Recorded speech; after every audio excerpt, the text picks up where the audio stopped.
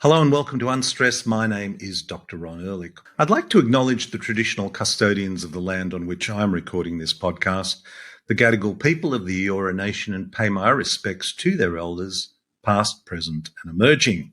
And I do this acknowledgement to our First Nations people because I truly believe we have so much to learn about connection and respect.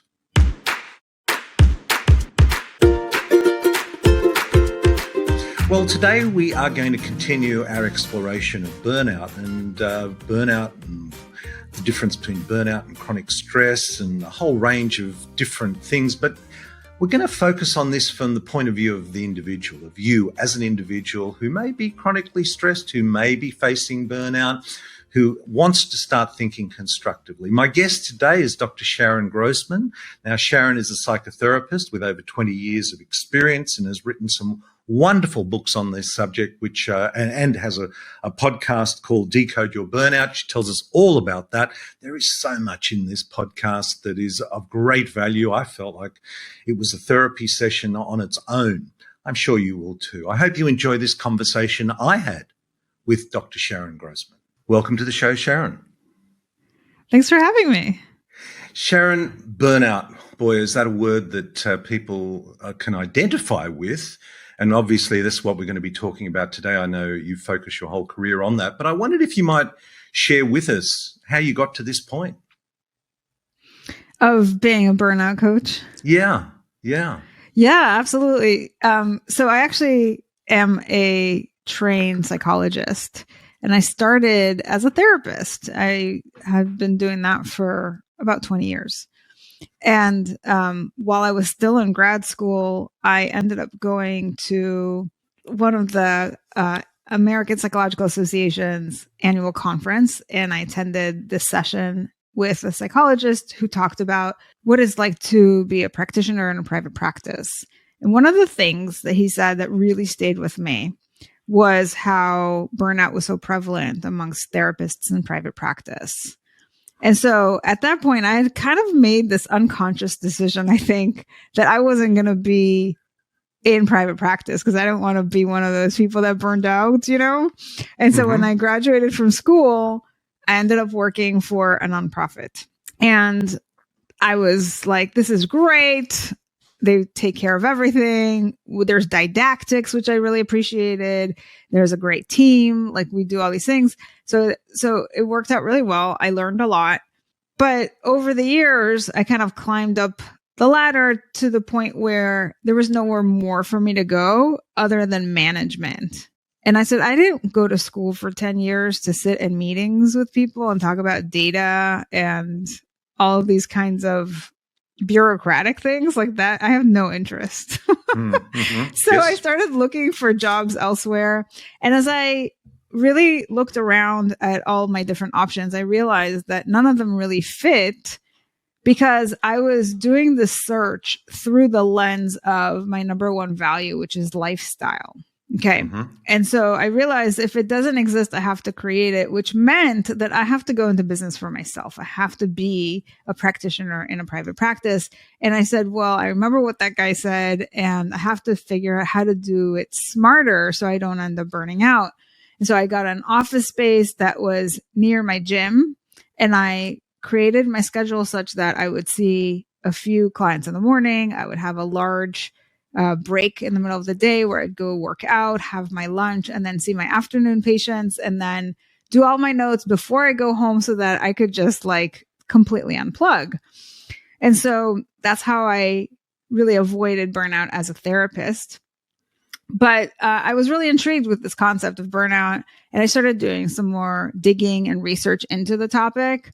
And the more I did that, because I decided I was going to write a book on it. And the more I did this research, the more I understood what it actually was. And I would start listening for it. And I would hear my patients talk about what they're going through and how they're feeling and all of these things. And I was like, I just read about this. Like, I know this sounds like burnout. And so I would say, it sounds like you're burning out. And they would be like, oh yeah. And I was like, this is an interesting phenomenon. Like, people are burning out and they don't even realize it. right? They don't even have the vernacular to express what it is that they're experiencing. And I thought, okay, I have to make it my mission to really go out and educate the public about what burnout is so that people know what to look for. And as a therapist, I feel like that's actually really important, because if you don't have the right diagnosis for what you're struggling with, then you don't have the right treatment. Yeah. That's a big statement. That's such an important one. Totally. That is a big statement. I mean, you've said so much there already. I mean, values, it's so interesting because I spoke to somebody in medicine recently who, after 18 years of practice, burnt out working 50 or 60 or more hours a week. And yes, interesting that early on in your career, you focused on that, because similarly myself, in my background, I recognized very early on how taxing it was physically and mentally, and I didn't want to burn out. This was when I was 25, and just thought I would find that sweet spot that it meant enjoyment, lifestyle, quality of delivery of service. It's a really important values decision early on, isn't it, in a person's career? Yeah, and I feel like there is something that happens for a lot of people where that's not the value that leads their decision making. It's more about the accomplishment. And there's a reason for that. I think that as a culture, as a society, we're very much programmed to think about accomplishment as part of your identity, and what it means to have good work ethic. And our self-worth is often very much wrapped up in our productivity.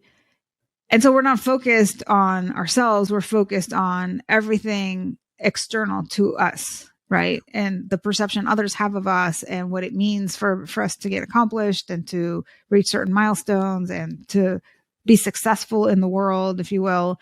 I think there is a lot of that kind of external mindset that leads our decisions.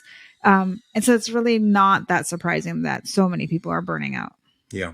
And isn't writing a book so cathartic and a great way to organize all your thoughts?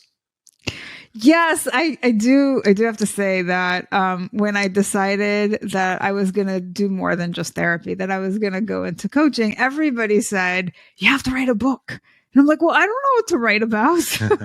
I talk about so many different things with my clients. Mm-hmm. And I can go a million different directions with this. Like, how do I take all of the things that I've been teaching all these years to my clients and put it into like a system, a framework, something that is cohesive, that makes sense, that allows people to have a transformation? And then when I started doing the research on burnout, it all came together. And so it was actually a very cool project to be able to think about how to take all of these different tools that I teach and bring them together into kind of like a step-by-step blueprint for people. Yes. Isn't it? It's great. I mean, I've written a book myself, and it's just a great way of organizing your thoughts and making yourself a little more accountable